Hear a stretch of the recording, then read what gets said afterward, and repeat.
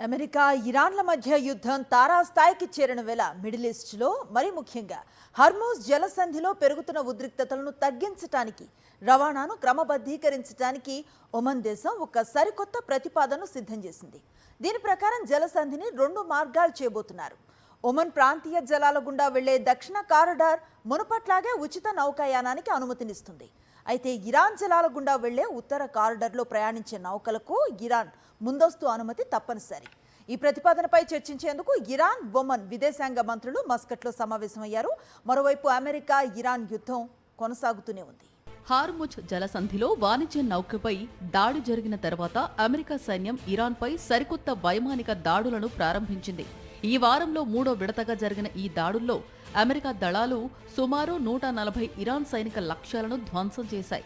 ఇరు దేశాలు పరస్పరం దాడులు చేసుకోవడమే కాకుండా ఈ వారాంతరంలో ఇరు దేశాల నాయకులు బహిరంగంగా హెచ్చరికలు జారీ చేసుకోవడంతో మిడిల్ ఈస్ట్లో టెన్షన్ మరింత పెరిగింది. అమెరికా దాడులకు ప్రతీకారంగా ఇరాన్ గల్ఫ్ ప్రాంతంలోని పలు అమెరికా సైనిక స్థావరాలను లక్ష్యంగా చేసుకుని బాలిస్టిక్ క్షిపణులు, డ్రోన్లతో దాడులు చేసింది. ఖతర్లోని ఆల్ ఉనైద్ ఎయిర్ బేస్, ఓమన్లోని దుఖ్ము ఫోర్ట్, కువైట్, బహ్రెయిన్లోని అమెరికా రక్షణ, కమ్యూనికేషన్ వ్యవస్థలపై దాడులు చేసినట్లు ఇరాన్ మీడియా పేర్కొంది.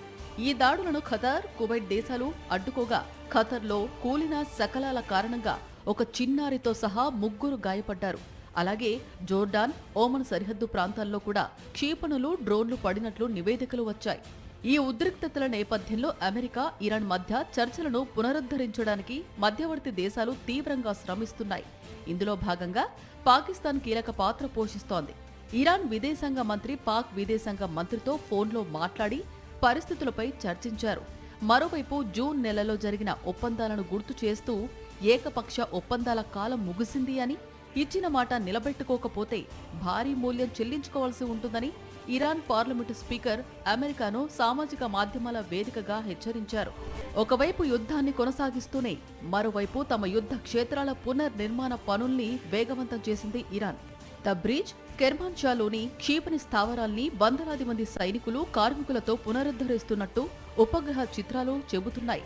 అయితే ఇరాన్లోని అత్యంత కీలకమైన అణు కేంద్రాలు నతాంజ్, పోర్టు ప్రాంతాలు ఎలా ఉన్నాయనే అంశంపై స్పష్టమైన ఆధారాలు శాటిలైట్కు కూడా చిక్కలేదు.